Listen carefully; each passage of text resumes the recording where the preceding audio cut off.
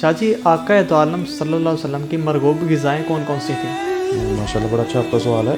حضور صلی اللہ علیہ وسلم کی مقدس زندگی چونکہ بالکل ہی زاہدانہ اور صبر و قناعت کا مکمل نمونہ تھی. بے شک. لہٰذا آپ جو ہے وہ لذیذ اور پرتکلف کھانے کو جو ہے نا وہ مطلب اس کی خواہش نہیں فرماتے. سبحان اللہ. اور اس میں جو ہے نا وہ بعض لیکن غذائیں آپ کو جو بہت زیادہ پسند بھی تھیں.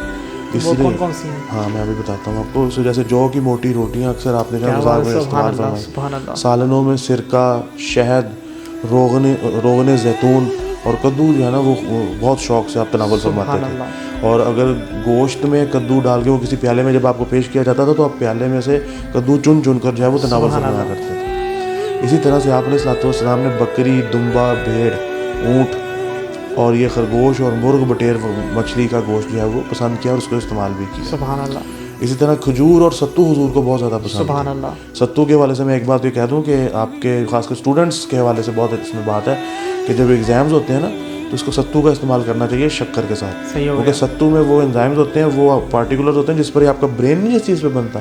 اچھا جب آپ اس کو استعمال کرتے ہیں پھر یہ کھرتا ہے، سمجھنا پنجابی میں کہتے ہیں استعمال ہوتا ہے. تو جس چیز سے وہ بنتا ہے تو ستو میں وہ چیزیں موجود ہوتی ہیں. اور یہ میرا اپنا بھی ذاتی طور پر بھی آزمایا ہوا. جب ہم لوگ پڑھتے تھے آئی کام، بی کام، ایم کام وغیرہ تو ہم نے بھی اس چیز کو ایگزامز میں ضرور یوز کرتے ہیں. تو ستو بھی حضور کی جو ہے نا وہ سنت میں سے. ٹھنڈا پانی بھی حضور کو پسند تھا، لیکن اب اس میں بہت زیادہ ٹھنڈا نہیں، مطلب نارمل سے. لیکن ہمارے یہاں تو جو ڈاکٹرز آ رہتے ہیں وہ تو جاتے ہی کہ ٹھنڈا پانی بس ٹوٹل بند کر دو، مطلب اتنا ہو کہ آپ کے ہونٹ نہ جلیں، گلا نہ جلے، جیسے نارمل سا بس ہو، جیسے زیادہ گرم نہیں ویسے زیادہ ٹھنڈا. جی. دودھ میں بھی آپ نے کبھی کبھی جو ہے وہ پانی ڈال کر اور کبھی بغیر پانی کے دودھ جو ہے وہ استعمال کرنا. اسی طرح سے آپ کشمش اور کھجور جو ہے نا وہ پانی میں ملا کر وہ بھی جو ہے وہ پیتے تھے. اور اسی طرح سے جو ہے وہ پانی ہمیشہ 3 سانس میں نوش فرماتے تھے اور دیکھ کر پانی کو پینا اس کی سنت میں شامل ہے. دودھ کے والے جیسے میں نے ڈسکس کیا تو دودھ میں کبھی پانی اور کبھی خالص دودھ بھی جو ہے وہ، اور بکری کا دودھ حضور کا پسندیدہ غذا میں سے آتا ہے. ٹیبل میز پر بیٹھ کر حضور کھانا پسند نہیں کرتے تھے، اور فورکس اینڈ نائفس یعنی چھری، کانٹے، چمچے کو بھی پسند نہیں فرماتے تھے ہاتھ سے. اور اس میں بھی یہ سائنس بھی یہ کہتی ہے اور بزرگوں نے بھی یہ لکھا کہ جب انسان اپنے ہاتھوں سے کھاتا ہے نا تو چاول آپ کھا رہے ہیں یا روٹی آپ کھا رہے ہیں تو جب آپ اپنے ہاتھوں اس میں سے کچھ وہ ریز نکلتی ہیں آپ کے پوروں میں سے تو وہ زود ہضم ہوتی ہیں، یعنی چیز ہضم کرنے میں آپ کی مدد کر رہی ہوتی ہے. تو اسی طرح سے جو ہے وہ پلیٹ، مطلب آپ جو ہے سادہ دسترخوان بچھا کر چمڑے کا وہ نارملی ہوتا تھا تو اس پر بیٹھ کر جو ہے نا وہ زمین پر بیٹھ کر کھانا جو ہے وہ تناول فرمانا پسند کرتے تھے. اور اس میں پھر ایک چیز اور ہے، جیسے بھی میں نے چھری کانٹے کا ذکر کیا، لیکن اس میں یہ ضرور ہے کہ حضور علیہ السلام نے جو ہے نا وہ چھری سے اگر گوشت سادہ دیا جاتا تھا نا مطلب تو اس کو توڑ کر اس کے پیس کر کے ضرور جو ہے وہ کھائیں. تو چلیے ہمارے ہاں یہ جو کھانے کی بے قدری کی جاتی ہے تو اس حوالے سے آپ کیا کہیں گے؟ ہاں وہ اب چونکہ غذاؤں کا ذکر تھا پر اس میں سنت کی غذائیں بھی ڈسکس ہوئی تو یہ بھی ڈسکس کرنا بہتر ہے.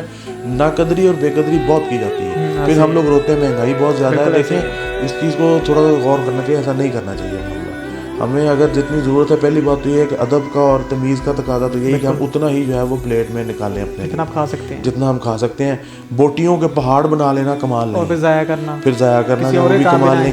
ایسا کئی دفعہ ہوتا ہے کہ مطلب ہم نے دیکھتے ہیں کہ جب وہ رزق ضائع ہوتا ہے تو بہت دکھ بھی ہوتا ہے. ایون گھروں میں بھی شادی بیاہ کے فنکشن تو کجا گھروں میں بھی ایسے ہوتا ہے. تو جتنا یوز کر لے. دیکھیں ضائع اس چیز کو کہتے ہیں جو آپ نے نالی میں بہا دی یا وہ خراب ہو کر ختم ہو، کسی اور نے نہ.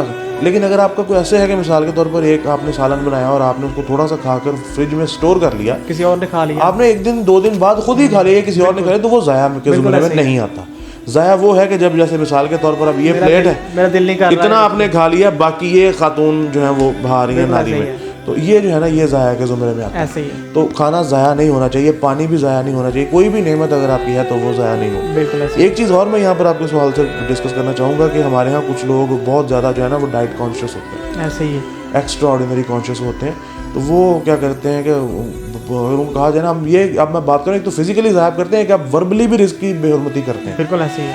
اب آپ نے ان کو کہا کہ جی دیکھیں کولڈ ڈرنک اگر ہے کسی بھی برانڈ کی آپ لے لیں جو کولڈ ڈرنک ہے تو وہ اگر اب چاہے اس کا کوئی نقصان بھی ہوتا ہے لیکن اس کو رزق ہونے پر کوئی کلام نہیں، وہ رزق کا حصہ تو ہے کیونکہ جائز چیز اس میں استعمال ہو رہی ہے تو وہ access of every thing is bad. اب ہم اگر ان کو کولڈ ڈرنک وغیرہ پیش کرتے ہیں تو وہ کہتے ہیں دفعہ، ہم نہیں کرتے. دفعہ کا ورڈ بھی میں نے سنا ہے. اس طرح سے بعض لوگ برائلر مرغی کے حوالے سے کہتے ہیں، بہت عجیب سی باتیں کرتے ہیں. تو میں سمجھتا ہوں کہ ایسی زبان درازی بھی رزق کی شان میں نہیں کرنی چاہیے.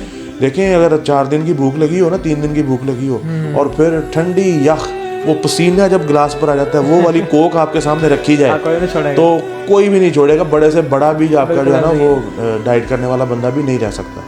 تو یہ اصل چیز یہ ہے. تو رزق کی بے ادبی چاہے فزیکل ہو، ادب کے دائرے میں رہ کے کہہ سکتے ہیں. ہاں ادب کے آپ یہ کہتے ہیں جی ٹھیک ہے، مطلب آپ کی مہربانی، آپ نے چیز دی، میں تھوڑی سی اس سے پرہیز کر رہا ہوں، میں اجتناب کر رہا ہوں، یا میں کم استعمال کر رہا ہوں، یا چیز کو برا وغیرہ نہیں کہہ سکتے. اس چیز کی ناشکری اور ناقدری مت کریں.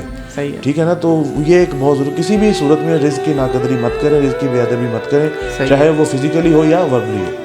تو یہ ضمن بھی ایک بات تھی، یہ بھی آ گئی.